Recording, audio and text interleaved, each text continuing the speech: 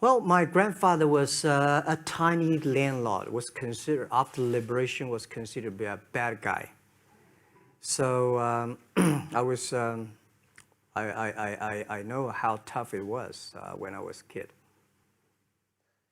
I tried. There's an examination that young people, if you want to go university, you have to take the examinations. So I failed 3 times, Right. but a lot of fail. I failed for funny things that I failed a key primary school test for 2 times, and I failed 3 times for the middle schools, and you will never believe in Hangzhou, my city, there's only one middle school that lasts only 1 year. It was changed from primary school to middle school because our graduates of our school, no middle school accept us because we were too bad. Yeah. They would become a middle school. What effect did it have, though, being rejected? Well, I think we have to get used to it. We're not that good. Even today, we still have a lot of people reject us. I think when I graduated from universities, and before for 3 years, I tried to fill in the universities. So I applied jobs for 30 times, got rejected. I went for a police, they said, no, you're not good. I went to even the KFC. When KFC came to China, come to my city, 24 people went for the job. 23 people were accepted. I was the only one guy. And we went for police. 5 people, 4 of them accepted. I was the only guy that did not receive it. So to me, being turned down, rejected. Oh, by the way, I told you that I applied for Harvard for 10 times, rejected. I know I'll be rejected. I just don't want to say that. They're sorry now. 10 times you wrote them and said, I'd like to come to Harvard. Yeah. And then I told myself, someday I should go teach there, baby. I think that can be arranged. Richard Nixon came to Hangzhou. Yeah. And after that, tourists flooded the place. Yeah. And that's how you learned English. Yeah. I really like I don't know why, at 12, 13 years old, that time I suddenly fell in love into the language, the English. And there's no place you can learn English at that time. There's no books, English books. So I went to the Hangzhou Hotel, now called Hangzhou Shangri-La Hotel, because that was the hotel can receive the foreign visitors. So every morning for 9 years, I showed them around as a free guide, and they taught me English. And I think that changed me. Today, I'm 100% made in China. I've never got a one-day train outside China. Yeah. And when people talk to me, say, Jack, how can you speak English like that? Why sometimes you talk like an Western guys? I think that was the 9 years. These Western tourists opened my mind because everything they told me are so different from the things I learned from the schools and from my parents. So now I have a habit. Whatever I see, whatever I read, I use my mind. Think about for 2 minutes. Is that how Ma Jun became Jack Ma? Actually, Jack, the name was given by a lady in tennis. She's a tourist. She came here and she said, came to Hangzhou. We become a pen friends. Ma Ring is so difficult to pronounce. So she said, do you have an English name? I said, don't. So can you give me an English name? She said, okay. She said, my father called it Jack. My husband called Jack. What do you think about Jack? I said, good. So I've been using that for that many years. Yeah. First visit to America, 1995? 1995, yeah. I came here for a project helping the local government to building up a highway. And you tried the internet. I tried the internet in Seattle. And in a building called the U.S. Bank. I don't know whether the U.S. Bank is still there or not, but it's a building. And my friend opened a small office, which is like only 10% bigger than this room. And there are a lot of computers in there. And he said, Jack, this is internet. I asked, what is internet? He said, search whatever you want. At that time, they used Mosaic, very slow, right? Yeah. And I said, I don't use it. I don't want to type because computer is so expensive in China. If I destroy it, Yes. I cannot pay. He said, just to search it. So I searched the first word, beer. I don't know why, because it's easy to spell, baby. And I see beers from Germany, beers from USA, beers from Japan, but there's no beer from China. And I say, okay, type the second word is China. No data. Nothing. Nothing. And I said, 1995. 1995, no data about China. So I talked to my friend, why not make something about China? So we made a small, very ugly looking page called China. It's something like I did a translation agency, we listed on there. It was so shocking. We launched at 9:40 in the morning. 12:30, I got a phone call from my friend. He said, Jack, you got 5 emails. I said, what is email? And they say, these are the things. So people so excited. Where are you? This is the first time I see a Chinese website on that. How can we can we do something together? So I think this is something interesting. So we should do it. Why did you call it Alibaba? Alibaba? Well, when I started, I think internet is global. We should have a global name. And a name that, interesting, like at that time, the best name is Yahoo. Right, so I've been thinking for many days, suddenly think Alibaba is a good name. So I happened to be in San Francisco that day. I did have a lunch, and the waitress came. I asked her, do you know about Alibaba? She said, yes. I said, what is Alibaba? She said, Open Sesame. Good. So I went on the street, asked about 10, 20 people. They all know about Alibaba, 40 Thieves, and Open Sesame. And I think this is a good name. And start with A. Whatever you talk about, Alibaba is always top. You have said before that in creating Alibaba, you had to create trust. Yep.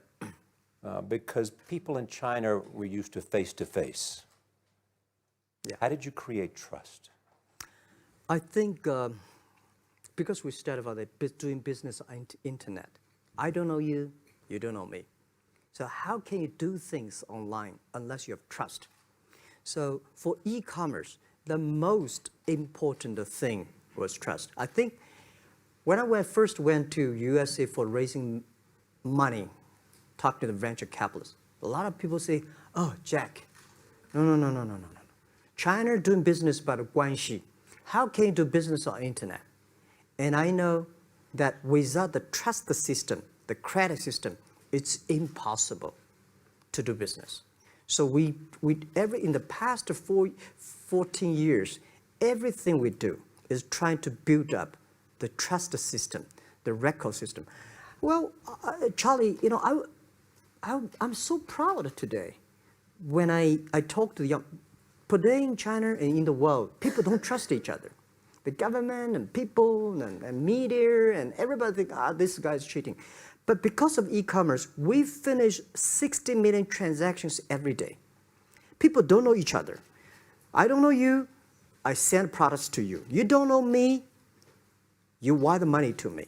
And I don't know you, I give a person a package, I don't know him. He took something to cross the ocean, cross the river, and send. This is the trust. We have at least 60 million trust happening every day.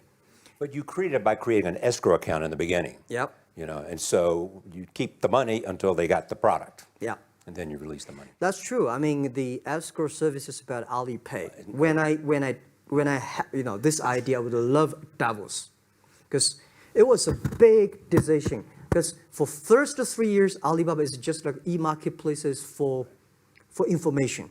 What you have, what I have, we talk a lot of time, but don't do any business. Because there is no payment. I talk to the banks, no banks want to do it. Banks say, no, this thing never work. So I don't know what to do. Because if I start to launch a payment system, it's against the financial legal laws. Because you have to have a license. But if I don't do it, e-commerce will go nowhere. So then I went to Davos. I listened to a leadership discussion. Leadership is about responsibility. And after I listen to that panel, I give a call to my friends, my colleagues in my apartment, say, do it now, immediately. If something wrong, the government not happy about that, if one body has to go to the prison, Jack might go to the prison. Because it is so important for China, for the world, to build up the trust system. And if you do not do it, and do not do it properly, stealing money, money wash, no trust record, I send you to the prison. So that was the thing. And people don't like it. So many people I talked to at that time for Alipay, they say, this is the stupidest idea you have ever got. But I say, I don't read the stupid clever, as long as people use it. Now we have 800 million people using this Alipay. Stupid things, if you do it better, is better. Alipay is a privately held thing. It's not part of Alibaba. No, it's a Let private. me talk about money for a second. Yeah. You have never gotten money from the Chinese government? No. None. None. I want it at the beginning, and later I don't want it, because I think if the company always think about picking money from out of the government pockets, that company is rubbish. Think about how can you make money from the customers and market, and then help customers succeed. That's our philosophy. No money from Chinese banks? No. No. I at that time I want, and now they want to give me, I don't want it. Yeah. All right. Your relationship with the government. Mm-hmm. Yeah. What's your relationship? I mean, if they didn't, here's what some say, that you have existed in an environment that's not, they have restricted competition for you. And that's a pretty good thing to do for a private company. Yeah. I think the relationship with the government for us is very interesting. For the first 5 years, because I've been working as a part-time jobber for a government organization called Ministry of Foreign Trade, 1997, for 14 months. And I learned that you should never rely on government organization to do e-commerce. And I started a business. I told my people and team, in love with the government, don't marry them. Respect them. And a lot of people say, well, government officers talking about internet, the censorship and this, that, and they worry about. I think it's the opportunity, it's a responsibility talking to them. Tell them how internet can help. So you tell them we create jobs. Oh yeah, I think a lot of people debate and fight against them. And in the first 12 years, anybody come to my office, I sit down, talking to them, how we can help economy, how we can create jobs, why China will improve by the internet. I think because internet at that time is new to any government. And if you convince somebody, and you have the chance. So today I'm very talkative. That probably, this is why I talk to so many people. So, I mean, if the government comes to you and asks you to do something for them, mm-hmm. Normally, when government comes say, Jack, can you do this project? I say no. I say no. I can introduce some friends who are interested in doing that for you. But if they continue to want me to do it, I say, okay, I do it, but I don't charge. I hope next time don't come to me again. But recently, we help some government organizations do it. For example, every Spring Festival, the train ticket is so difficult. Hundreds and thousands of farmers work in the cities. In the Spring Festival, they go to the hometown. But when they order tickets on the other way, the whole system crashed for 5 years. So I told my young people, go support them. Don't charge anything. Because I don't want to see millions of farmers go back to city and they cannot buy the tickets. So it's something that it's not for money. It's something it's not for the government. It's for the millions of people. They can buy tickets in a snowy night and they don't have to wait. They just use mobile phone, online, they get ticket. one way stop along the route to where you are in that big IPO was Yahoo. Jerry Yang gave you invested $1 billion. Yeah. $1 billion. Yeah. It turned out to be a pretty good investment for Yahoo. Yeah. But one time after another, you raised this money on your own outside of China with investors. Yeah, I'm very thankful for all the investors because 1999, year 2000, and even at the Yahoo time, a lot of people say this Jack is crazy. He's doing something that we don't understand. A lot of venture capitalists give you money because there is such a American model already there. But they say Alibaba, we don't see this kind of model, right? They And say then- Jack's crazy. Is what yeah, this is crazy guy. I mean, I remember my first time in Time magazine, they call me Crazy Jack. And I think crazy is good. We are crazy, but we're not stupid. We know what we are doing, but if everybody agree with me, if everybody believe our idea is good, we have no chance. So that's the money we raised. We're very thankful. So when our investors make a lot of money, I feel proud and honored. As you know, in the United States, issues have risen about privacy. Yeah.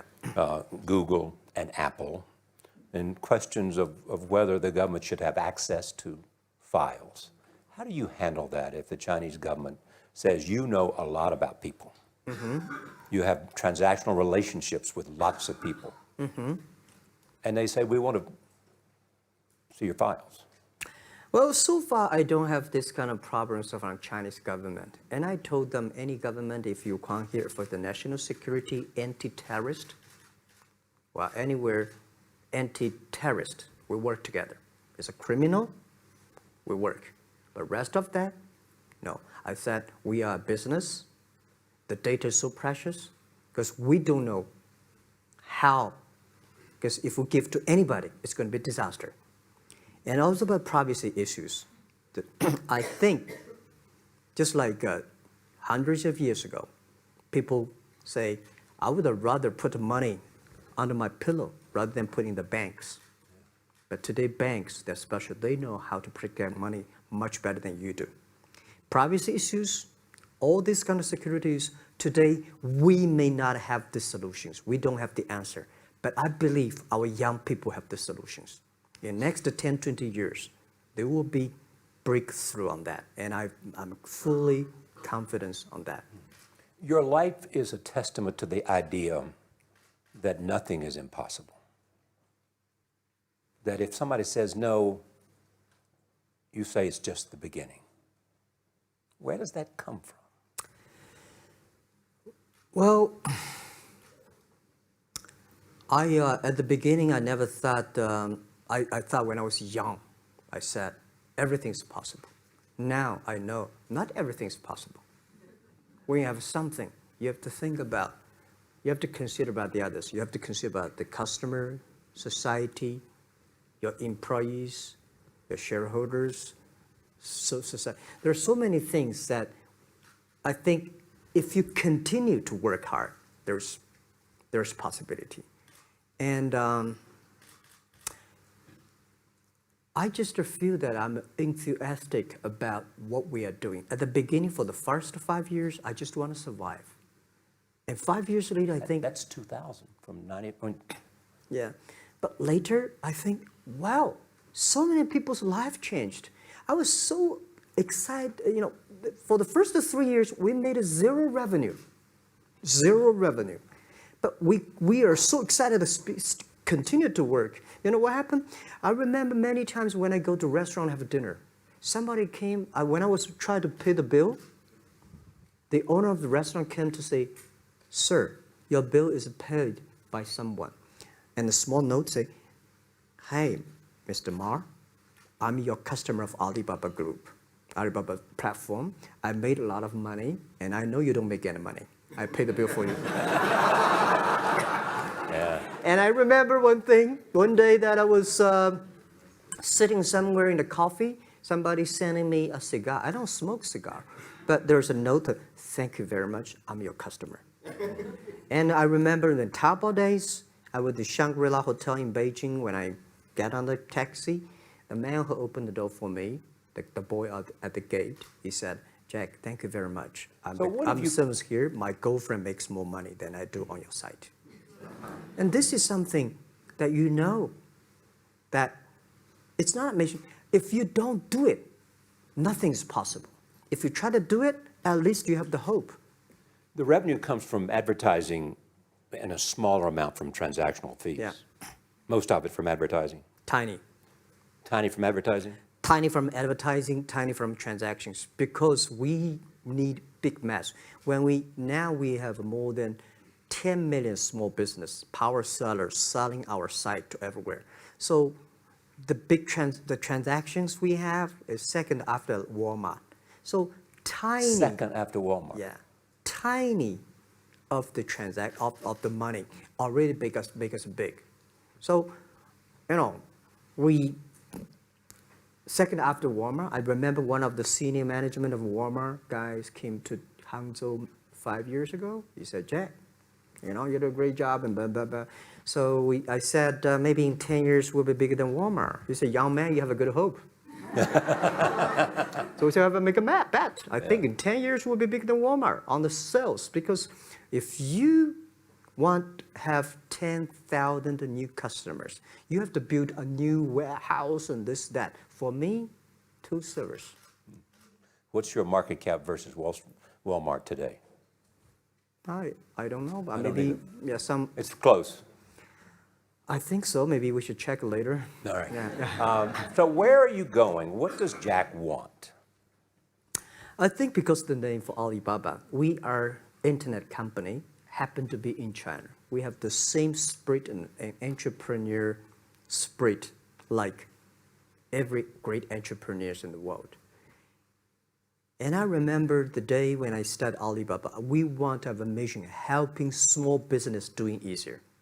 So next step is today, so many millions of small business using our platform to sell things, and over 300 million consumers buy things from our site. Cheapest, efficient. So what I'm thinking about, how we can make Alibaba a platform for global small business. My vision is that if we can help a Norway small business can sell things to Argentina, and Argentina consumers can buy things online from Switzerland, and we can build up which I called I don't know, maybe the not right word, called EWTO. The WTO is great past the century, but WTO has so many big companies to sell things across the nation. Today, internet can help small business sell things across the oceans, across the nations. And I hope that we can serve 2 billion consumers. 2 billion consumers. 2 billion consumers. We can help 10 million small business outside China. Help them. Outside China. Outside China. Because we help the American farmers in Washington State almost 300 tons of cherries to China last year. Cherries. Before we sell, the ambassador of US came to me and said, Jack, can you help us selling cherries? In China. I said, what cherries and the fruits? He said, why not? I said, why not? Let's try. So that when we start to sell cherries, the cherries still on the trees. So we start a pre-order, 80,000 families order cherries online. So we pick up the cherries and ship into China. Within 48 hours, we sell the cherries. The consumers are so happy. But we got a lot of letters complaint after 3 days. They say, why only 100 tons? Why we should not get more? So we sell, 2 months ago, we helped the Costco. We sold 300 tons of nuts to China. So I'm thinking about if we can sell, we're also selling Alaska seafood to China. So if we can sell seafood, if we can sell the cherries, why we cannot help American and European small business selling things to China consumers? China needs that. So this is what I want to do is that 2 billion consumers, China, Asia, developing nations, how we can let them buy things globally. Alibaba rode with the millions of people that went from poverty to the middle class in China. I mean, you were right there growing as they grew and increased. When you look at the international markets, you're doing well in Russia? Yeah. How well? We do pretty good on Russia, and we do also pretty good at Brazil. In Brazil? Russia, I think now I don't know, we are if not the number one, we're the number two or number three largest. E-commerce. E-commerce. I remember last year we had a campaign. The campaign is that a lot of Russian girls and boys want to buy things from China. You know how many days a Russian girl placed an order and received the products from China? 2 years ago, 4 months. Even that, people are so happy about all the thing. And last year, the campaign, within 1 week, we crashed the whole logistics system of Russia. All right. You were also seen in Hollywood. Yeah. What are you doing in Hollywood? Well, I like the Hollywood innovation at the digital background. I learned so much about the Hollywood movies, especially the Forrest Gump. You love Forrest Gump. I love Forrest Gump. Well, why do you like him? Simple. Never give up. Never give up. People thinking he's dumb, but he knows what he's doing. And I was very depressed the day, year 2002 or 3 in the States, when no, a bit earlier than that. I was very depressed when I could not find out a way for the internet. And then I watched the movie in my friend's home, Forrest Gump. When I see him, I think, this is the guy we should learn from. Believe what you're doing, love it, whether people like it, don't like it, be simple. And like the word, life is like a box of chocolate. You never know what you can get, right? I never know I would be here talking to you and talking to Charlie Rose. I never know. But today I made it. I told my people in my apartment 15 years ago, guys, we have to work hard, not for ourselves. If we can be successful, 80% of the young people in China can be successful. We don't have a rich father, powerful uncle. We don't have $1 from bank, 1 cent from government. Just work as a team. So what do you worry about? I worry about it today. Young people, a lot of young people lose hope, lose vision, and start to complain. Because we also have the same period. Because when it's not a good feeling being rejected by so many people. We also depressed, but at least later we find that the world has a lot of opportunity. How you see the world, how you catch the opportunity. So, and the Hollywood gives me a lot of inspiration. You know? But you were out there for business. You were out there because you want to make movies and sell them. I want to make the movie for business-wise. We are e-commerce company. We have a lot of products that need logistic. But movie, TV, these are things you don't need logistic system. And movie probably is the best product that can help Chinese young people to understand. Because one thing I told the Chinese people, my friends, in American movie, all the heroes at the beginning, they look like a bad guy. But terrible things coming, they become a hero. And finally, they all survived. China, if you buy a hero, all the hero died. So, because only dead people become the hero. So nobody want to be the hero. So you want to change the Chinese definition of hero? Yeah, I want to say hero. Today we have so many heroes who live in this world. Are you still writing these Kung Fu novels or are you just reading them? I read them and I start to write something. I think it's fine. The Kung Fu is something you start to think about something that you cannot do. But if you have some luck, if you continue to practice, if you got a good master, if you're a good team, you're an expert. So at least to make me, when I'm busy, when I'm tired or frustrated, I read Kung Fu books. And You also travel with a Tai Chi. Am I saying that right? A trainer. Tai Chi? Tai Chi. Tai Chi. Tai Chi, yeah. What does that do for you, other than keep you in good health? I love Tai Chi. Tai Chi is a philosophy about yin and yang. Yeah. Tai Chi is about how you balance. How you work, like a competition. People say when I compete with eBay, say, you hate eBay. No, no, no, I don't hate eBay. It's a great company. You know, they come, I go. You know, Tai Chi is like, you fight here, I go over there. You put it on the top, I go to down, right? So it's a balance, right?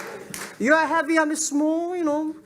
When I'm small, I can jump. You're heavy, cannot jump. So the Tai Chi is better philosophy. I use in Tai Chi philosophy in the business. Calm down. There's always way out. And keep yourself balanced. And meanwhile, don't try to, because business is a competition is a fun. Business is not like a battlefield. You die or I win. Business, even if you die, I may not win. Right? So it's better fun. So Tai Chi gives me a lot of inspirations. But you want your life and you want this company, Alibaba, to change the world. And you're changing the world if, in fact, you provide a forum for buying and you enable people to earn a living. Yeah. But also, you believe that Alibaba ought to change the lives of women. So what are you doing? At first, I think many years ago, I want to change the world. Now, I think if we want to change the world, we change ourselves. Change ourselves is more important and easier than change the world. And second is that I want to improve the world. Because it changed the world, maybe Obama's job.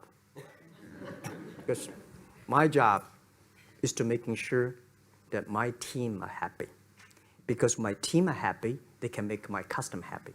If my customer, they are all small business. When they're happy, we are happy. About women, one of the secret source for Alibaba's success is that we have a lot of women. What percentage of women Well, among one Alibaba day employees? before, I think 2 or 3 months before we IPO, there's American journalist come to our company. She asked me a question. Jack, I've seen so many women in your company. I say, what's wrong? We have later we find that we have 47% of the employees of our company are women. How many? 40? 47% of our company are women. And we actually had a 51 because we acquired some company these days. They have more men, so balance that. But these are women in top-level positions? 33% of the of the management are women. And 24% of the senior management, very top level, are women. We have a women CEO, CFO, CPO, Chief People Officer, and we have everywhere. And I think so comfortable to working with them because women, in this world, if you want to win in 21st century, you have to making sure that making other people powerful, empower others, making sure the other people better than you are, then you will be successful. So I find the women, they think about the others more than they think about themselves. Right. Yeah, women think about the kids, husband, parents, much more than the man. And the user-friendliness.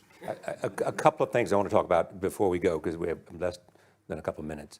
China today, are you worried the economy slowed down? No, I don't worry about it. I think China is it's slowing down is much better than keep on 9%. China today is the second largest economy in the world. It's impossible to keep 9% of the growth. If China still keeps the 9% of the growth of the economy, there must be something wrong. You will never see the blue sky. And you will never see the quality. China should pay attention to the quality of the economy. China should not. So if we have a lot of influence, like Hollywood movies, things, and we have sports and these things in the GDP, will be much better. So I think, just like a human growth, this body can never grow. Certain time, the slow of growth of your body was slow, but you should grow your mind, grow your culture, grow your value, grow your wisdom. I think China is moving to that direction. And you saw Modi in India? Pardon? Did you see Modi in India? Not yet. I'm looking forward to that. So you'll go to India. Yeah. Finally, there's this. You're one of the world's richest people. Your company is one of the world's richest companies. What do you want beyond Alibaba? Well, by richest people, I was really not happy in the past 3 months when people say Jack Ma is the richest people of China. Global celebrity, they said. In, No, I'm not. I'm not. When I started no, the business, you are. I never thought, because how many, yeah, maybe I am, not, but I think 15 years ago, in my apartment, my wife was at that time one of the 18 founders. I asked her, do you want your husband to be a rich person? I never said rich person in China, rich person in Hangzhou, or you want to be your husband to be a respected person? She said, of course respected, because she never believed, and I don't believe we'll be rich people. We just want to survive. But I believe when you have $1 million, that's your money. When you have $20 million, you start to have a problem. You worry about inflation, which is stock to buy and this, that, had to come. When you have $1 billion, that's not your money. That's the trust society gives on you.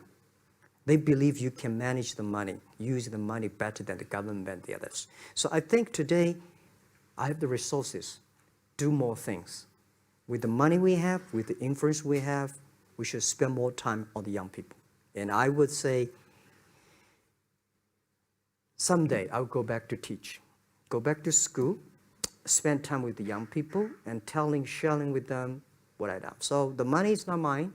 I just happily and having these resources, then I want to do a better job.